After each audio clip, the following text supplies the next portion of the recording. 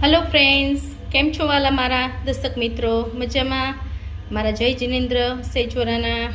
हूँ आजे बनावी रही छूँ बिगनर्स माटे ચોળીનું શાક। जे લીલી ચોળી આવે છે શાકભાજીમાં, એનું શાક આજે હું બનાવી રહી છું, ચોળીનું શાક। હવે એને બનાવવા માટે આપણે ચોળીને સૌપ્રથમ બરાબર રીતે એને ધોઈને પછી એને કટિંગ કરીને ઝીણી ઝીણી આ રીતે સુધારી લેવાની છે। તમે જોઈ શકો છો કેવી રીતે સુધારેલી છે। એકદમ ઝીણી ઝીણી પહેલાં એને સુધારી લેવાની છે બરાબર રીતે।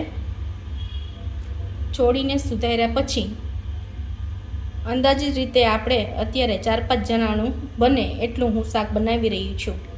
આ અંદાજિત કિલો 1 ચોળી જેટલું હશે।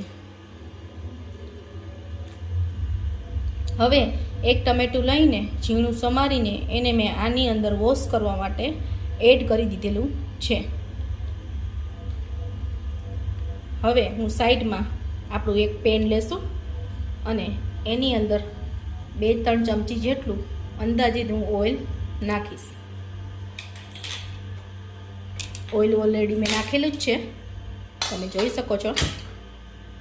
હવે હું ગેસ ચાલુ કરું છું। તેલ થોડું આવે ત્યાં સુધી આપણે એની વેઇટ કરવાની છે। મેં જેમ પહેલાં કીધું એમ તેલને થોડી વાર આ રીતે ચેક કરતા રહેવાનું છે। ચોળીનું શાક આપણે રોટલી, પરોઠું, થેપલું એની જોડે ખાઈ શકાય છે। બિગનરને બહુ ઇઝી પડે, હું એ રીતે જ રેસીપી એને બતાવવા જઈ રહી છું। આગળની રેસીપી આઈ હોપ કે તમને સારી લાગી હશે, તો પ્લીઝ તમે એક વખત લાઇક, શેર અને સબસ્ક્રાઈબ જરૂરથી કરજો અને કમેન્ટમાં જરૂરથી મને જણાવજો। તમારે કંઈ બીજું કંઈ શીખવું હોય તો મને કમેન્ટ દ્વારા જરૂરથી મને જણાવજો। જરૂરથી હું તમને એનો વિડીયો બનાવીને રેસીપી બનાવીને જરૂરથી શીખવીશ। હવે આપણું તેલ બરાબર રીતે આવી ગયું છે। હવે તેલ આવી ગયા પછી એની અંદર હું થોડાક અજમા, ચપટી 1 અજમો જોઈ શકો છો તમે, ચપટી 1 અજમો હું આની અંદર એડ કરીશ, જેથી કરીને ચોળીનું શાક થોડું વાયડું પડે। દેટ મીન્સ કે આપણને પેટમાં થોડો દુખાવો થાય એવું ફીલ ના થાય, એના માટે અજમો મૂકીને વઘારું। આવી રીતે ધીમે ધીમે શાક એની અંદર વઘારતા જવું। જો તેલ તમને એવું લાગે કે બહુ વધારે પડતું આવી ગયું છે તો થોડીક વાર ગેસનો ફ્લેમ ધીમો કરી દેવો અથવા તો એને બંધ જ કરી દેવું। હવે આની અંદર આપણે પાણીથી વઘારેલી છે એટલે થોડું પાણી તો છૂટવાનું છે, પણ ઇટ્સ ઓકે, તમારે કંઈ ટેન્શન લેવાની જરૂર નથી। એ જેમ જેમ ચડતું જશે એમ એનું પાણી બળતું જશે। ઓકે, આવી રીતે બધું શાક વઘારીને હવે આપણે એની અંદર એડ કરવા જઈ રહ્યા છે સ્વાદ અનુસાર નમક અને ચમચી 1 હલ્દી એડ કરી દઈશું એની અંદર।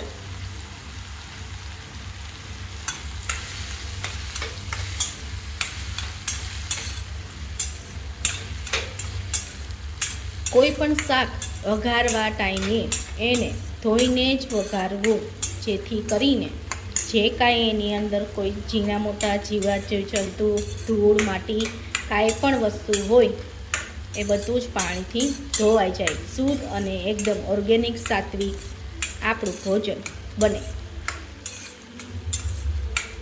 હવે હલ્દીને મીઠું નાખ્યા પછી આપણે ચોળીને ગ્રીન રાખવા માટે એની અંદર 1 પેકેટ ઈનો એડ કરીશું। ઈનો એકદમ ઓપ્શનલ છે, તમે એને એડ ના કરો તો પણ એ સરસ રીતે ધીમા તાપે ચડી જ જશે। કોઈને થોડુંક વધારે એકદમ ચડેલું ગળેલું જોતું હોય તો ઈનો ઓપ્શન સારું પડે છે। એ થોડુંક ઓપ્શનલ છે, તમે નાખો તો બી ચાલશે અને ન નાખો તો પણ ચાલશે।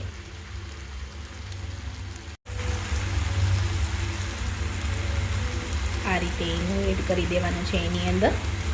શાક ચડતું હોય ત્યારે એની સાથે જ એનો એડ કરી દેવાનો છે.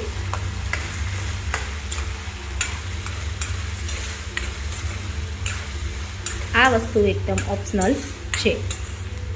શાક હંમેશા કોઈ પણ વસ્તુ વઘારવા ટાઈમે હંમેશા ધીમું ફ્લેમ રાખવો અને ચડવા ટાઈમે મીડિયમ ફ્લેમ રાખવો, જેથી કરીને વસ્તુ અંદર બળી ના જાય અને વાસણ પણ આપણું બળી ના જાય અને બળવાનો અંદર એનો શાકમાં ટેસ્ટ ના રહે.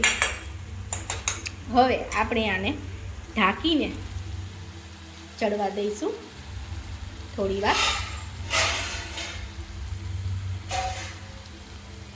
આવી રીતે કોઈ વાસણ લઈને એને થોડી વાર ઢાંકીને ધીમા ફ્લેમ ઉપર ચડવા દેવાનું છે અને થોડી થોડી વારે એને હલાવતા રહેવાનું છે, જેથી કરીને નીચે બેસે નહીં.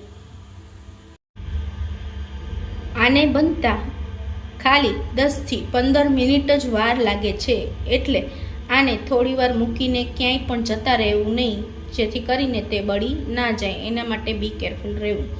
આ સબ્જીને ચડતા બહુ વાર લાગતી નથી, ઓનલી 10 થી 15 મિનિટ જ વાર લાગે છે, જેનું ધ્યાન રાખવું તમારે. હવે આપણે ફરી પાછું થોડી વાર પછી આપણું શાક જોશું તો કંઈક આ રીતે ચડવા જઈ રહ્યું છે.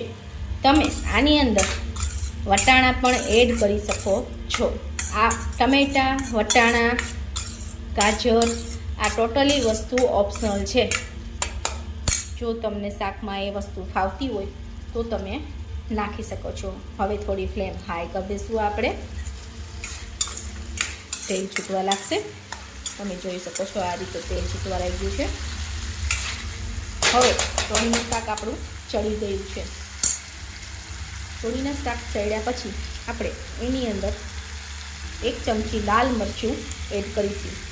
તમને તીખું જો વધારે ફાવતું હોય તો તમે વધારે પણ એડ કરી શકો છો, અને જો તમને ઓછું ફાવતું હોય તો તમે ઓછું પણ નાખી શકો છો. મરચું અને સોલ્ટ આ બંને વસ્તુ એકદમ તમને અનુરૂપ હોય એ રીતે તમે કરી શકો છો.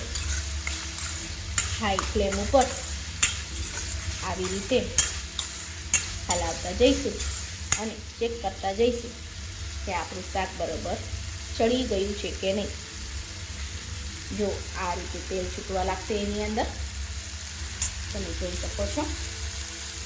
બસ મરચું નાખ્યા પછી આપણે ઓનલી 2 થી 5 મિનિટ માટે જ ગેસ હાઈ ફ્લેમ ઉપર રાખવાનો છે, પછી એને તરત જ બંધ કરી દેવાનો છે. હવે મારી ચોળીની સબ્જી તૈયાર છે. તમે પણ આવી સ્વાદિષ્ટ ચોળીની સબ્જી જાતે ઘરે બનાવી શકો છો. આની અંદર તમે મેગીનો મેજિક મસાલો જે આવે છે એ પણ તમે નાખી શકો છો, અને આની અંદર તમે ગરમ મસાલો પણ નાખી શકો છો. એ થોડું થોડું ચપટી ચપટી બધી વસ્તુ નાખવી હંમેશા. તો આપણું ચોળીનું શાક તૈયાર છે. આરામથી 3 થી 4 વ્યક્તિ આટલું શાક ખાઈ શકે છે. તમે રોટલીની જોડે આરામથી એને ખાઈ શકો છો. નમસ્કાર. Thank you very much. Like, share and subscribe. Bye bye દર્શક મિત્રો.